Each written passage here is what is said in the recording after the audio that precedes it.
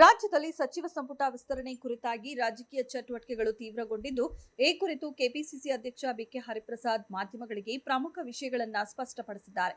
ಸಚಿವ ಸಂಪುಟ ವಿಸ್ತರಣೆಯನ್ನ ಒಂದೇ ಹಂತದಲ್ಲಿ ಮಾಡಬೇಕೆ ಅಥವಾ ಬೇಡವೇ ಎಂಬುದನ್ನು ಪಕ್ಷದ ಹೈಕಮಾಂಡ್ ನಿರ್ಧರಿಸಲಿದೆ ಎಂದರು. ಪಕ್ಷದಲ್ಲಿ 5-6 ಬಾರಿ ಶಾಸಕರಾದವರು ಇದ್ದಾರೆ ಹಾಗೂ ಹಲವು ಶಾಸಕರಿಗೆ ಈಗಾಗಲೇ ಹಲವು ಬಾರಿ ಸಚಿವರಾಗುವ ಅವಕಾಶ ಕೂಡ ಸಿಕ್ಕಿದೆ. ಇವರನ್ನ ಸಂಪುಟಕ್ಕೆ ಸೇರಿಸಿಕೊಳ್ಳುವ ಕುರಿತು ಹೈಕಮಾಂಡ್ ಅಂತಿಮ ತೀರ್ಮಾನ ಕೈಗೊಳ್ಳಲಿದೆ ಎಂದರು. ಮಾಜಿ ಪ್ರಧಾನಿ ದೇವೇಗೌಡರು ಕೇಳಿರುವ ಪ್ರಶ್ನೆಗೆ ಸಿಎಂ ಡಿಕೆ ಶಿವಕುಮಾರ್ ಉತ್ತರ ನೀಡಲು ಆಗಿಲ್ಲ. ಸಿದ್ದರಾಮಯ್ಯನವರು ಸಿಎಂ ಆಗಿದ್ದಾಗ ಯಾಕೆ ಈ ಯೋಜನೆಗೆ ಕೈ ಹಾಕಲಿಲ್ಲ?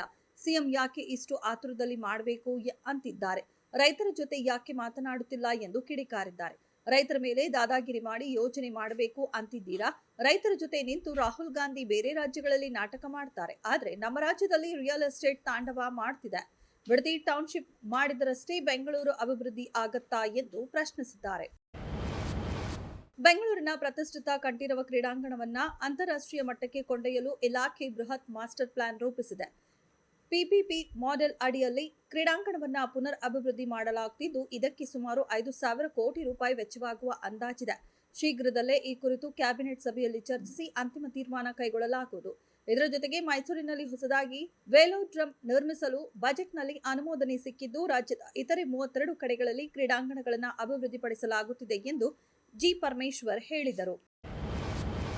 ಬೆಂಗಳೂರು ನಗರದಲ್ಲಿ ಈಗಾಗಲೇ ಅಭಿವೃದ್ಧಿಪಡಿಸಿರುವ ರಸ್ತೆಗಳನ್ನು ಅಗೆಯುವುದಕ್ಕೆ ಬ್ರೇಕ್ ಹಾಕುವುದಕ್ಕೆ ಗ್ರೇಟರ್ ಬೆಂಗಳೂರು ಪ್ರಾಧಿಕಾರವು ಮುಂದಾಗಿದೆ. ಬೆಂಗಳೂರು ಪೂರ್ವ ನಗರ ಪಾಲಿಕೆಯ ಕೃಷ್ಣರಾಜಪುರ ವಿಧಾನಸಭಾ ಕ್ಷೇತ್ರ ವ್ಯಾಪ್ತಿಯಲ್ಲಿ ಸಿಎಂಐಡಿಪಿ ಹಾಗೂ ಸಿಎಸ್ಎಸ್ಐಪಿ ಅನುದಾನದ ಅಡಿಯಲ್ಲಿ ಕೈಗೊಳ್ಳಲಾಗುತ್ತಿರುವ ಮೂಲಸೌಕರ್ಯ ಅಭಿವೃದ್ಧಿ ಕಾಮಗಾರಿಗಳ ಪ್ರಗತಿ, ಗುಣಮಟ್ಟ ಹಾಗೂ ಬಾಕಿ ಉಳಿದಿರುವ ಕಾಮಗಾರಿಗಳ ಅನುಷ್ಠಾನ ಕುರಿತು ಹೆಚ್ಚುವರಿ ಆಯುಕ್ತರಾದ ಲೋಖಂಡೆ ಸ್ನೇಹಲ್ ಸುಧಾಕರ್ ಅವರು ಗುಣಮಟ್ಟ ನಿಯಂತ್ರಣ ಮತ್ತು ಗುಣಮಟ್ಟ ಭರವಸೆ ವಿಭಾಗದ ಅಧಿಕಾರಿಗಳು, ಯೋಜನಾ ನಿರ್ವಹಣಾ ಸಲಹೆಗಾರರು ಹಾಗೂ ಕಾಮಗಾರಿ ವಿಭಾಗದ ಅಧಿಕಾರಿಗಳೊಂದಿಗೆ ಪ್ರಗತಿ ಪರಿಶೀಲನಾ ಸಭೆ ನಡೆಸಿದ್ದಾರೆ.